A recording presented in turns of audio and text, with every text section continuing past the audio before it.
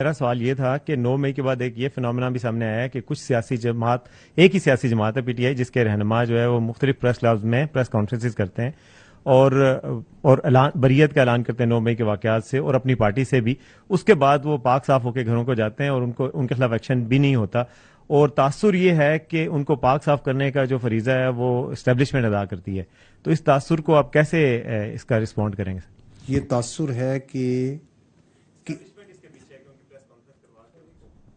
کن کی جو پارٹی اچھا ٹھیک. آپ پریس کانفرنسز دیکھیں، کوئی سیاسی لیڈر کوئی پریس کانفرنس کرتا ہے یا نہیں کرتا ہے، کوئی پارٹی چھوڑتا ہے یا نہیں چھوڑتا ہے، یہ اس کا ذاتی اور انفرادی عمل ہے. جہاں تک 9 مئی کے واقعات اور اس کے نتائج ہیں، اس کا اس پہ کوئی فرق نہیں پڑتا. مقرر 9 مئی کے واقعات، اس کے نتائج اور اس کے جو کیفر کردار ہے وہ اسی طرح سلسلہ چلے گا.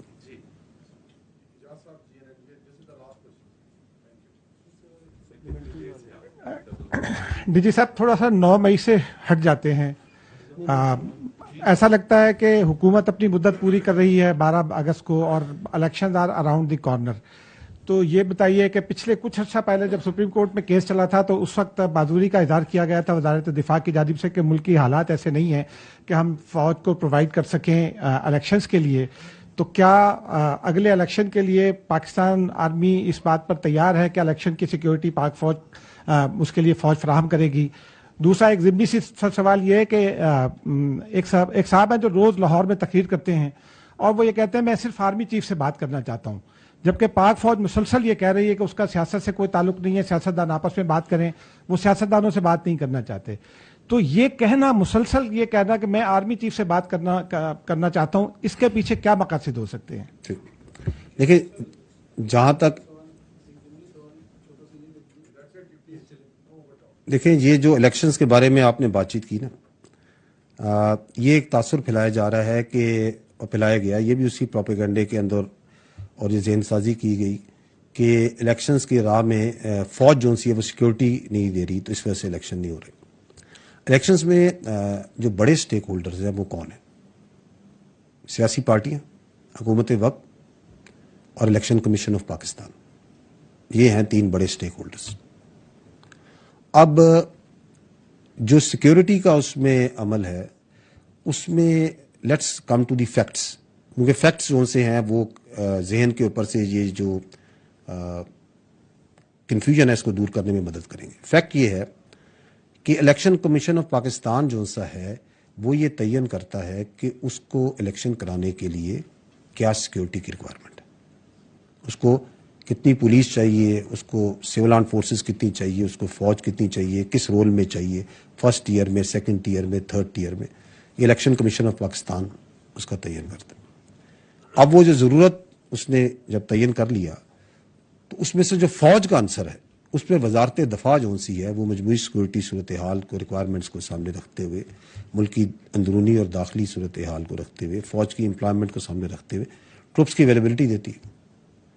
اب یہ جو دونوں چیزیں ہیں کہ یہ ریکوائرمنٹ ہے، یہ اویلیبلٹی ہے، جو حکومت وقت ہوتی ہے وہ آئین کے آرٹیکل 245 کے مطابق مجاز ہے کہ فوج کی امپلائمنٹ کرے. دس از the fact, this is how ہمیشہ سے اور آئندہ بھی فوج کی امپلائمنٹ الیکشن ڈیوٹیز یا ان ایڈ آف سول ہمیشہ سے ہوتی ہے اور ہوتی رہے گی. اس میں کوئی یعنی کہ اس کے علاوہ جو بات چیت ہے وہ ساری مبالغہ آرائی پہ ہے، وہ ذہنی اختراع پر ہے. دوسرا آپ نے بات چیت کی، کیا سوال تھا آپ کا؟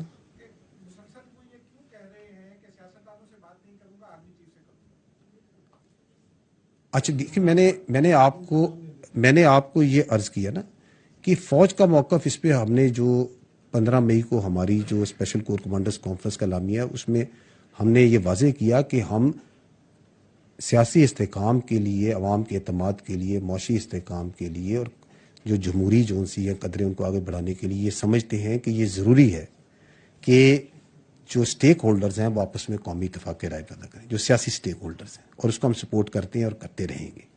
سو this is how as far as the army is concerned about the political consensus or national consensus that is required جو اس ملک میں ہونا ہے. nothing more, nothing less. اب اس میں اگر کوئی سمجھتا ہے کہ نہیں وہ اس کے مطابق کسی اور راستے سے چلنا چاہ رہا ہے، وہ اس کے اپنے کوئی اغراض و مقاصد ہیں، وجوہات ہیں، اور وہ ہم آپ کو پہلے میں نے عرض کیا کہ فوج کے بارے میں ابہام پیدا کرنا، فوج کی لیڈرشپ کے بارے میں پروپیگنڈا کرنا، لوگوں کے بارے میں کنفیوژن پیدا کرنا، that is one of the objectives. Before I close, جو یہ پوائنٹ آپ کا آ رہا تھا، بار بار آ رہا ہے ریسٹرینٹ کا، اور اس میں میں آپ کو یہ بھی عرض کرنا چاہوں گا، دیکھیں جب کسی چیز کو آپ نے روکنا ہوتا ہے تو اس کو روکنے کے کئی طریقے ہوتے ہیں. اٹ از ناٹ ضروری کہ جی یہ ضروری ہے کہ میں نے جو سے ایکسٹریم حد پہ جا کے روکنا ہے.